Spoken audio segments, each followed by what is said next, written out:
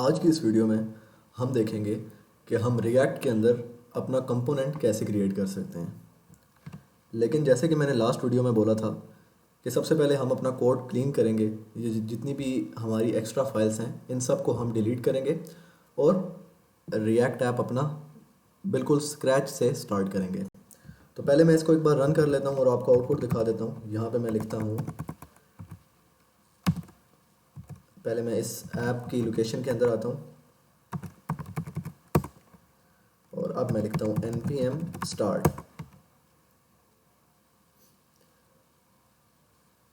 ये मेरा सर्वर जो है वो डमी सर्वर स्टार्ट हो रहा है।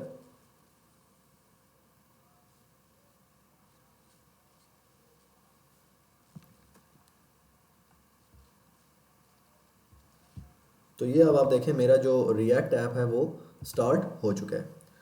तो अब मैं क्या करता हूँ, मैं इस सारे कोड को जो है क्लीन करूँगा सबसे पहले। तो सबसे पहले ये मैं अपनी app.css को देखता हूँ। तो ये जितनी भी स्टाइलिंग है मैं इस सब को यहाँ से ख़त्म कर देता हूँ। मैं इस फाइल को डिलीट कर देता हूँ क्योंकि इसकी हमें ज़रूरत नहीं है, हम अपना कंपोनेंट बनाएंगे।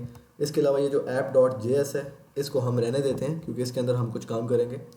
इसके अलावा ऐप test.js है, इसको भी हम डिलीट कर देते हैं, इसकी भी ज़रूरत हमें नहीं है, तो मैं यहाँ से इसको डिलीट कर देता हूँ। इसके अलावा ये इंडेक्स फाइल जो है हमारा इंडेक्स का कंपोनेंट है, इसके अंदर ये कुछ बेसिक सी CSS हुई हुई है। अगर इसकी CSS हम देखें तो ये मार्जिन वगैरह है, तो इसको हम रहने देते हैं, इससे कोई हमें फ़र्क नहीं पड़ेगा। और index.js जो है मेरी, इसके अंदर भी सिर्फ मैंने इस ऐप को पास किया हुआ है, तो ये हमें ज़रूरत पड़ेगा क्योंकि यहाँ पे रेंडर किया हुआ है मैंने इस ऐप नाम के कंपोनेंट को, और ये यहाँ से जा रहा है इस रूट में जो कि पब्लिक के अंदर पड़ा हुआ है मेरा, यहाँ पे index.html के अंदर।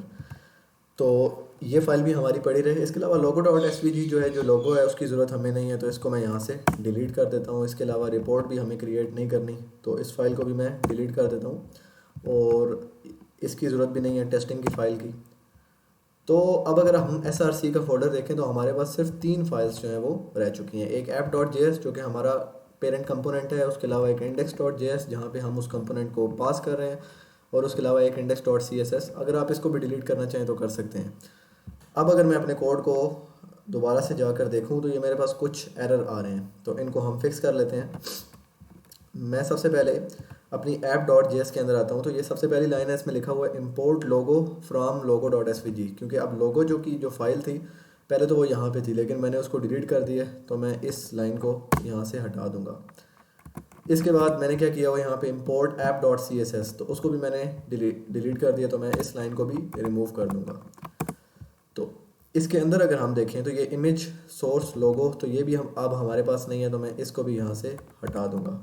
बल्कि मैं एक काम करता हूँ, इसके अंदर जितना भी काम हुआ है इस सारे को मैं हटा देता हूँ और इस हेडर नाम के कंपोनेंट को भी हम हटा देते हैं। सिंपल हम यहाँ पे h1 एक लगा लेते हैं और हम लिख देते हैं हेलो।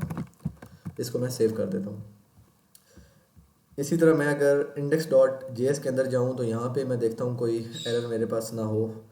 हाँ, ये जो रिपोर्ट वेब वाइटल्स है, ये फाइल्स मैंने अभी जो रिपोर्ट के लिए फ़ाइल होती है उसको मैंने रिमूव किया, तो यहाँ से इंपोर्ट से भी उसको हटाना पड़ेगा, तो इसको मैं हटा देता हूँ।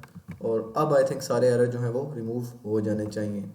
अभी भी हमारे पास एक और आ रहा है, कह रहा है कि report web vitals is not defined, तो ये मतलब मैंने अभी भी कहीं यूज़ किया हुआ है। ये मैं अगर एंड में देखूँ तो मैंने इस रिपोर्ट वेब वाइटल्स के फंक्शन को कॉल किया हुआ है, जो कि मैंने फ़ाइल डिलीट कर दी है, तो मैं इसको यहाँ से हटाता हूँ। और अब अगर मैं जाकर देखूँ तो मेरे पास हेलो जो है आउटपुट में आ चुका है, मतलब ये जो मैंने app.js के अंदर अपना हेलो लिखा था, तो मतलब अब हमारी ऐप ठीक से काम कर रही है। तो अब हम करते क्या हैं कि हम एक नया कंपोनेंट क्रिएट करते हैं। अभी तो अगर हम index.js के अंदर देखें तो यहाँ पे हमने इस ऐप वाले कंपोनेंट को कॉल किया हुआ है, लेकिन मैं चाहता हूँ कि मैं एक नया कंपोनेंट जो है वो क्रिएट करूँ। तो इस src फोल्डर के अंदर हम अपना कंपोनेंट क्रिएट करते होते हैं, तो यहाँ पे मैं एक न्यू फाइल क्रिएट करूँगा और उसका नाम मैं रख देता हूँ टेस्ट component.js। आप कोई भी नाम रख सकते हैं। और अगर मैंने आपको बताया था जैसे सेकंड के थर्ड वीडियो में कि जिस नाम का हम कंपोनेंट बनाएं हमें चाहिए कि उसी नाम का एक CSS भी क्रिएट कर लें, तो मैं एक CSS भी नाम क्रिएट कर लेता हूँ उसी नाम का टेस्ट component.css। तो ये दो फाइल्स मैंने क्रिएट की हैं, एक टेस्ट कंपोनेंट है मेरा और एक उसका CSS है। तो सबसे पहले मैं क्या चाहता हूँ कि मैंने यहाँ पे इस कंपोनेंट को इस जगह यूज़ करना है इंडेक्स डॉट जेएस के अंदर, मतलब मैंने इसको रूट के अंदर भेजना है। तो यहाँ पे मैं सबसे पहले एक फ़ंक्शन क्रिएट कर लूँगा, कोई भी फंक्शन, और उसका नाम रख देते हैं। नाम भी वही रखना चाहिए जो कि हमारी फ़ाइल का नाम हो, ताकि हमें याद करने में बाद में आसानी हो। तो मैं उसका वही नाम रख देता हूँ, टेस्ट कंपोनेंट, और यहाँ पे हम कह देते हैं रिटर्न, और यहाँ पे हम हेलो। मैंने यहाँ पे हेलो रिटर्न कर दिया। मैं इस हेलो की जगह मैं एक और काम करता हूँ, मैं एक h1 टैग ले लेता हूँ और यहाँ पे मैं लिख देता हूँ हेलो।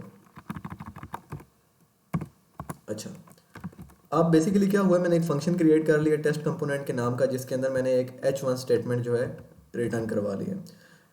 और बल्कि इस हेलो को मैं चेंज करता हूँ, क्योंकि जो index dot app dot JS है उसके अंदर भी मैंने हेलो प्रिंट किया हुआ है, तो वो समझ नहीं आएगी आपको। तो मैं यहाँ पे लिख देता हूँ this is my first component. अब मैंने जब इस ऐप को इस जगह भेजना है इंडेक्स डॉट जेएस के अंदर, तो सबसे पहले मुझे इस ऐप को वहाँ पे एक्सपोर्ट करना पड़ेगा या इंपोर्ट करना पड़ेगा, और वहाँ पे फिर इंपोर्ट करना पड़ेगा, यहाँ से एक्सपोर्ट करना पड़ेगा। तो मैं लिखूँगा एक्सपोर्ट डिफ़ॉल्ट, और आगे इस कंपोनेंट का, इस फंक्शन का नाम। फंक्शन कौन सा है? Test component. तो मैं यहाँ पे लिख दूँगा टेस्ट कंपोनेंट। अब ये बेसिकली क्या हुआ है कि मेरा एक फंक्शन है टेस्ट कंपोनेंट के नाम का, जिसके अंदर ये डाटा है, आप कोई भी डाटा लिख सकते हैं। और उसके बाद मैंने कह दिया कि इस कंपोनेंट को यहाँ पे भेज दो, एक्सपोर्ट कर दो। अब कहाँ पे एक्सपोर्ट किया है अभी हमने ये डिफाइन नहीं किया, हमने सिर्फ ये कहा कि इस कंपोनेंट को हम एक्सपोर्ट कर सकते हैं। अब आगे जिस जगह यूज़ करना होगा हम उस जगह लिख देंगे इम्पोर्ट। तो मैं चाहता हूँ कि मैं इस इंडेक्स डॉट जो मेरा जेएस है इसके अंदर यूज़ करूँ।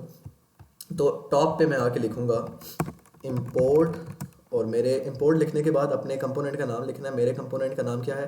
Test component. तो मैं लिखूँगा टेस्ट। ये देखिए नीचे उसने हिंट भी दे दिया, तो मैं जब इस पर क्लिक करूँगा तो वो पूरा पाथ जो है वो इसका मुझे बता देगा। उसने क्या कहा? इंपोर्ट टेस्ट कंपोनेंट फ्रॉम, अब उस फाइल का नाम आगे वो उसने यहाँ पे दे दिया कि वो कहाँ पे पड़ा हुआ है, टेस्ट कंपोनेंट के अंदर। आगे आप आगे यहाँ पे डॉट जेएस भी लिख सकते हैं, लेकिन बाय डिफ़ॉल्ट जो रिएक्ट की फाइल्स हैं वो जेएस में ही होती हैं, तो इस वजह से उसने जेएस नहीं लिखा। तो ये उसने बता दिया कि इंपोर्ट कर लो। अब टेस्ट कंपोनेंट इंपोर्ट तो हो चुका है। ये याद रहे कि ये जो है ये फाइल का नाम है, और जो ये है ये फंक्शन का नाम है। जो यहाँ पे हमने टेस्ट कंपोनेंट के अंदर जो एक्सपोर्ट किया है, ये वाला जो टेस्ट कंपोनेंट है वो यहाँ पे यूज़ हुआ है, और ये जो है फाइल का नाम है जो कि ये है। क्योंकि दोनों का नाम सेम है तो इस वजह से दोनों में टेस्ट कंपोनेंट आ रहा है। अब इसका कलर थोड़ा सा लाइट इस वजह से है क्योंकि ये हमने अभी तक यूज़ नहीं किया कहीं पे। तो इसको यूज़ करने का क्या तरीका है, मैं इस ऐप को हटा देता हूँ। तो मैं यहाँ पे लिखूँगा जिस तरह HTML का टैग स्टार्ट होता है, और उसके बाद जिस तरह HTML का टैग को हम क्लोज़ करते हैं। अब स्टार्टिंग भी दे दिया और क्लोजिंग भी दे दिया। उसके सेंटर में आपने उस कंपोनेंट का नाम लिख देना है जो कि आप यूज़ करना चाहते हैं। तो मेरे केस में टेस्ट कंपोनेंट है, तो मैं यहाँ पे लिख दूँगा टेस्ट कंपोनेंट। तो अब अगर मैं इसको सेव करूँ और सेव करने के बाद दोबारा से रन करूँ, तो ये देखें this is my first component यहाँ पे आ चुका है। इसको एक बार दोबारा से समझ लेते हैं, फिर उसके बाद इसके CSS की तरफ मूव करते हैं। ये मैंने क्या किया, सबसे पहले मैं इस SRC फोल्डर के अंदर आया हूँ, और मैंने यहाँ पे आके दो फाइल्स बना ली हैं। एक का नाम मैंने रखा है टेस्ट कंपोनेंट डॉट जेएस, और एक का नाम मैंने रखा है test component dot CSS। CSS का मतलब है उसकी स्टाइलिंग के लिए।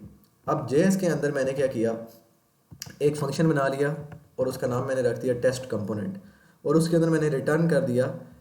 ये याद रहे कि जो भी चीज़ आप किसी और जगह यूज़ करना चाहते हैं तो उस फंक्शन के अंदर आपको रिटर्न करना पड़ेगा उसको। यहाँ पे रिटर्न करेंगे तो वहाँ पे आप गेट कर सकेंगे। अगर यहाँ पे आप रिटर्न नहीं लिखेंगे तो वो आउटपुट में नहीं आएगा, इस वजह से रिटर्न लिखना लाजमी है। उसके बाद मैंने इस h1 टैग को यहाँ से रिटर्न कर लिया, और यहाँ पे आके मैंने इस फंक्शन को, ये जो मेरा फंक्शन है टेस्ट कंपोनेंट का, इसको यहाँ से एक्सपोर्ट डिफ़ॉल्ट कर दिया। ये जो ES6 की रिवीजन मैंने करवाई थी सेकंड वीडियो में, उसमें मैंने ये एक्सपोर्ट और इंपोर्ट का और इन सब फंक्शंस की क्रिएशन का ये सारा तरीका वहाँ पे डिटेल से समझाया था। तो एक्सपोर्ट यहाँ पे कर दिया। उसके बाद मैं जिस भी जगह इस फंक्शन को कॉल करना चाहता हूँ, इस कंपोनेंट को कॉल करना चाहता हूँ, तो मैं उस फाइल में जाऊँगा। तो अभी के लिए मैं इंडेक्स डॉट जेएस में इसको यूज़ करना चाहता हूँ, तो यहाँ पे मैं कह दूँगा, वहाँ पे मैंने एक्सपोर्ट किया था, और यहाँ पे मैं कह दूँगा इंपोर्ट कर दो उस फंक्शन को जो कि मैंने क्रिएट किया है फ्रॉम उसकी फ़ाइल के नाम से। यहाँ पे उसकी फ़ाइल का नाम आ जाएगा, क्योंकि मतलब एग्जैक्ट पाथ अगर गलत देंगे तो वो रन नहीं करेगा। और उसके बाद यहाँ पे आके जो मेरा रिएक्ट डॉट स्ट्रिक मोड है, उसके अंदर आपने अपने कंपोनेंट का नाम लिख देना है। नाम कैसे लिखना है, HTML को स्टार्ट करना है और यहाँ पे HTML का टैग क्लोज करना है और उसके सेंटर में आपने उसका नाम लिख देना है। आप ऐसे भी लिख सकते हैं, अगर आप इस तरह करें और जिस तरह नॉर्मल HTML का टैग क्लोज करते हैं तो इस तरह भी आप कर सकते हैं। मतलब ये स्टार्ट हुआ और यहाँ पे एंड हो गया। अभी भी अगर सेव करके इसको हम रन करें तो हमारे पास सेम आउटपुट आ रहा है। अच्छा, अब एक और चीज़ मैं आपको बताता चलूँ कि ये जो हम इस रिटर्न के अंदर यूज़ करते हैं जितना भी काम, वो जो भी हमारी चीज़ है वो ये सिंपल HTML नहीं है, ये आपने जहन में रखना है। इसको हम HTML नहीं बोलते, इसको हम कहते हैं JSX। तो आगे हम जितना भी कोड लिखेंगे उसको मैं HTML नहीं बोलूँगा, उसको मैं JSX बोलूँगा। अब JSX में और HTML में इतना ख़ास डिफरेंस नहीं है, वो सिर्फ ये है कि अगर आपने कोई जावास्क्रिप्ट का कोड लिखना हो तो पहले, अगर हम नॉर्मल HTML लें तो हमें पहले दोबारा यहाँ पे आके ऐसे स्क्रिप्ट का टैग लगाना पड़ता था इस तरह, और उसके अंदर जाकर जावास्क्रिप्ट का कोड करना पड़ता था। लेकिन JSX के अंदर हमें ये आसानी है कि हम यहाँ पे सिर्फ ऐसे करली ब्रेसेस लगाते हैं और यहाँ पे जितना भी हम जावास्क्रिप्ट का कोड करना चाहें वो कर सकते हैं। मतलब HTML और जावास्क्रिप्ट का मिक्सचर जो है उसको हम JSX बोलते हैं। और सिंटेक्स इनका ऑलमोस्ट सेम है, सिर्फ फॉर एग्जांपल जो क्लास होती है उसको हम क्लास नेम बोलते हैं और इस तरह के थोड़े बहुत बेसिक डिफरेंसेस हैं, वो मैं आगे जाके बताता जाऊँगा। अभी हम CSS की तरफ आते हैं। तो फॉर एग्जांपल ये जो मेरा H1 है, मैं चाहता हूँ कि इसका जो कलर है वो रेड हो जाए। तो मैं यहाँ पे इसको गेट करने के लिए, इस H1 को गेट करने के लिए मुझे ज़ाहिरी बात है इसकी कोई क्लास चाहिए होगी। तो मैं नाम दे देता हूँ इसको क्लास। अब क्लास हम नॉर्मल HTML में देते थे, लेकिन JSX में हम देते हैं क्लास नेम। तो मैं क्लास नेम दूंगा और उस क्लास नेम का नाम रख देता हूँ टेस्ट, ठीक है। और यहाँ पे इस टेस्ट को मैं यूज़ कर लूँगा डॉट टेस्ट, और इसका जो कलर है वो मैं कर देता हूँ रेड, ठीक है। अब मैं यहाँ पे CSS की डिटेल नहीं बता रहा क्योंकि CSS तो बेसिक आप लोगों को आती होगी। तो मैंने इस क्लास को, जो टेस्ट नाम की क्लास थी, उसको यहाँ पे गेट किया और उसका कलर जो है वो रेड कर दिया। लेकिन अभी अगर मैं इसको रन करूँ तो कोई डिफरेंस मेरे पास नहीं आएगा। क्यों नहीं आया? वो इसलिए नहीं आया क्योंकि ये जो क्लास मैंने क्रिएट की है टेस्ट कंपोनेंट डॉट CSS, इसको कैसे पता चलेगा कि मुझे कोई यूज़ कर रहा है? मतलब मैंने उस क्लास को यूज़ करना है। अब यहाँ पे तो मैंने टेस्ट को गेट कर लिया है, लेकिन यहाँ पे मैंने इस टेस्ट कंपोनेंट को गेट नहीं किया। तो उसके लिए मुझे क्या करना पड़ेगा? सिंपल, जिस तरह हम किसी भी फाइल को यूज़ करते हैं उसको इंपोर्ट कर लेते हैं। तो यहाँ टॉप पे आप लिख देंगे इंपोर्ट और उस फाइल का नेम, यहाँ पे उसका एग्जैक्ट पाथ दे देना है अभी के लिए, क्योंकि वो सेम फोल्डर में पड़ी है। तो डॉट और बैकस्लैश डाल के उस फोल्डर का नाम लिखते हैं। अगर किसी डिफरेंट फोल्डर में हो तो उस तरह हम उस फोल्डर का नाम लिखते लिखते और एग्जैक्ट आखिर में आके उस तरह फाइल का नाम लिख देते हैं। तो यहाँ पे अब अगर मैं इसको सेव करूँ और दोबारा से रन करूँ तो ये अब आप देखें इसका जो स्टाइल है इस पर अप्लाई हो चुका है। तो इस तरह हम CSS भी यूज़ कर सकते हैं, जितनी चाहें CSS यूज़ कर सकते हैं।